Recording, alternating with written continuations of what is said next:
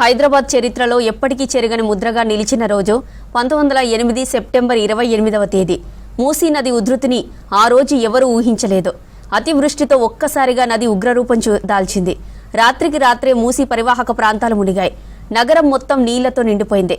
దీంతో మూసీ పక్కనే ఉన్న ఒక చింత చెట్టు చాలా మంది ప్రాణాలను కాపాడింది. కానీ ఇప్పుడు దీనావస్థలో ఉన్న ఆ చింత చెట్టును కాపాడాలని కోరుతున్నారు స్థానిక ప్రజలు.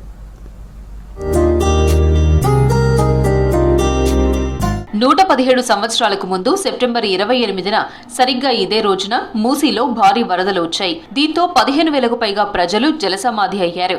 మరో 20,000 మందిని నిరాశ్రయులను చేసింది. ఇల్లు, దుకాణాలు, వంతెనలు మూసీ ఉధృతికి తట్టుకోలేకపోయాయి. అలాంటి అల్లకల్లోలంలో ఒక చెట్టు మాత్రం రక్షకుడిగా మారింది. అఫ్జల్గంజ్లోని ఉస్మానియా హాస్పిటల్ పక్కనే ఉన్న ఆ చింత చెట్టు 150 మందిని కాపాడింది. 2 రోజుల పాటు ఆ చెట్టు కొమ్మలపై ఉండి ప్రాణాలను కాపాడుకున్నారని ఇప్పటికీ చెబుతుంటారు స్థానికులు. ఆ భయానక రాత్రికి సజీవ సాక్ష్యంగా నిలిచింది ఈ చింత చెట్టు. కానీ ఇప్పుడు ఆ చెట్టు నిర్లక్ష్యానికి గురైంది. ఒకప్పుడు దీనిని సుందరీకరించి స్మారకంగా నిలిపే ప్రయత్నాలు జరిగాయి. ఆ ప్రాజెక్టు మొదలై అర్ధాంతరంగా ఆగిపోయింది.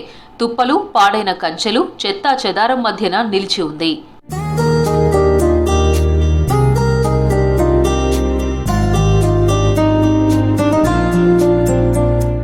ఆ మహాప్రళయం తర్వాతే హైదరాబాద్లో నీటిపారుదల వ్యవస్థలో పెద్ద మార్పులు వచ్చాయి.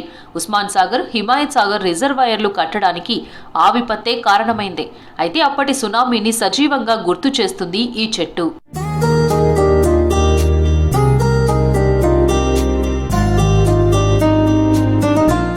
మూసీ మహాప్రళయం జ్ఞాపకాలను గుర్తు చేస్తోంది ఆ చింత చెట్టు.